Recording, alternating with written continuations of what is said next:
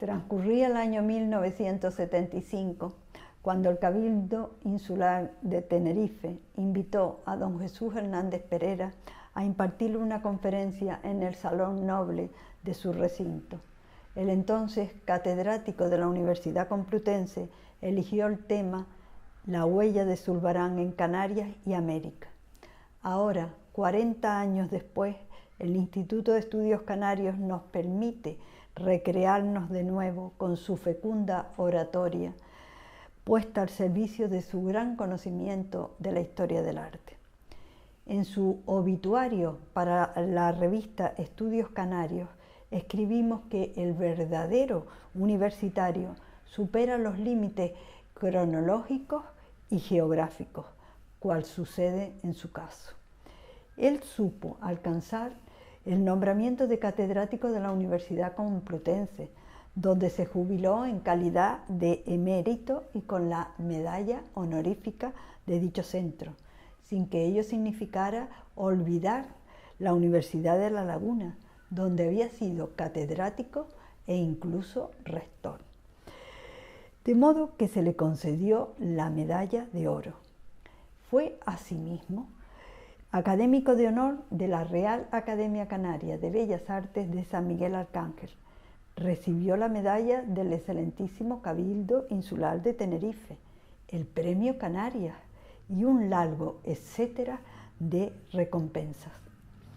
Bajo su fecunda oratoria latía una intuición estética que le permitía acceder tanto al tema de la orfebrería, en el que fue un experto de primera fila, como a otras manifestaciones de la plástica.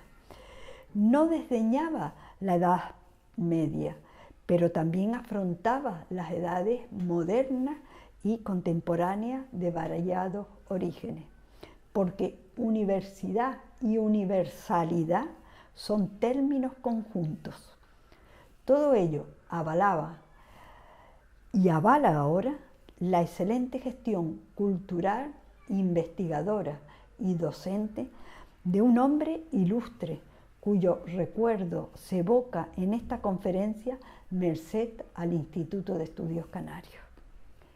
Al iniciar su disertación, utiliza dos comparaciones para allanar el desarrollo posterior del contenido. Primero, invita a pensar en la cultura española como un gran tablero de ajedrez en el cual se incluyen las distintas piezas del juego, varias de las cuales serían Andalucía, México, Perú, asimismo el archipiélago canario, con sus adquisiciones artísticas en Flandes y Sevilla. Precisamente de la capital hispalense llegará la impronta pictórica del extremeño Francisco de Zurbarán, allí establecido, el cual no embarcó nunca para Canarias ni para Hispanoamérica, mas la influencia de su estilo se manifestó con fuerza, sobre todo en el Nuevo Mundo, de manera que hace una segunda comparación Hernández Perera, en este caso de Zurbarán y Pablo Picasso. A través de artistas como el ecuatoriano Osvaldo Guayasamín o los mexicanos Rufino Tamayo y Diego Rivera, señalando que uno y otro en sus respectivos siglos fueron quienes marcaron su huella con vigor en el ámbito de la plástica en aquellas tierras. Tal hecho se comprueba fácilmente, porque las realizaciones de Zurbarán fueron las más solicitadas en aquellos lares, enviando al artífice, sobre todo en la década de 1640, series enteras de lienzos para Lima, Cusco y Buenos Aires, con recibos filmados hasta el año 1649. Una de ellas estaba compuesta por 36 cuadros y la encargó la abadesa del convento de la Encarnación en Lima, aunque hasta ahora no se ha descubierto cuál ha sido su paradero. Tal circunstancia, desconocimiento del paradero, se repite con otras dos que mostraban respectivamente la iconografía de 12 Césares a caballo y los hijos de Jacob. Sí es factible contemplar una serie de 13 óleos que atesora el convento de San Francisco en Lima. Representa al Salvador y los 12 apóstoles, destacando entre estos últimos los que figuran a San Andrés y San Bartolomé, donde se aprecian los blancos agrisados que caracterizaban su paleta. Asimismo, en la capital peruana, cabe la posibilidad de apreciar su influencia artística en la serie de fundadores de órdenes religiosas que posee el convento de la Buena Muerte. Cuadros representando a San Francisco, San Jerónimo como cardenal y otros, donde se captan ciertos descuidos respecto a la seguridad de volúmenes en la manera de trabajar el maestro. En Guatemala hay también un apostolado y en una colección colombiana, en Bogotá, una estigmatización de San Francisco que es mera interpretación de taller. Es en México donde se atesora mayor número de telas zulbaranescas. En el capitalino Museo de la Academia de Bellas Artes está la que representa la Cena de Emaús, fechada en torno a 1639, así como otras dos, figurando a San Agustín y San Juan de Dios. En el Museo de Bellas Artes de Puebla está una serie del antedicho tema de Jacob con sus hijos, donde prevalece su estilo de figuras monumentales. Y en Zacatecas hay otra de santas mártires vestidas a la manera de su época, es decir, el siglo XVII. En el convento franciscano de Tlaxcala cuelgan dos obras de su taller: San Francisco meditando sobre la muerte, con una calavera en sus manos, y Santo Domingo de Guzmán.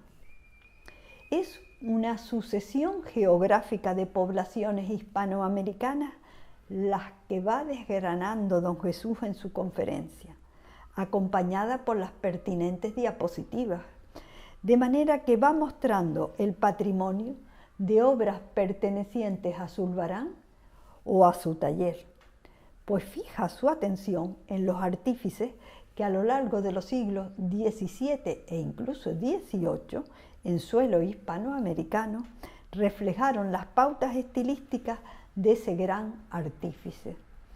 En el caso de México, empieza citando al dominico Alonso López de Herrera, a un manierista, para seguir luego con los barrocos, es decir, el sevillano Sebastián López de Arteaga, el mexicano José Juárez, el aragonés que trabajó en la zona de Levante, Pedro García Ferrer, que trabajó luego en Puebla.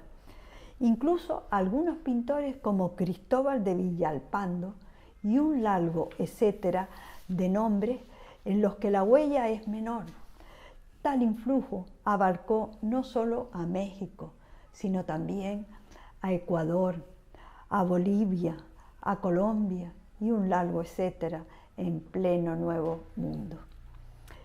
Si esta es la parte concerniente a Hispanoamérica, en lo relativo a Canarias, el doctor Hernández Pereira subrayó que no contamos con pinturas suyas, pero sí hubo préstamos zulbaranescos, aludiendo a la Inmaculada de Jerónimo López Polanco, destinada a la iglesia de San Juan, la cual posteriormente ha pasado al Museo Diocesano.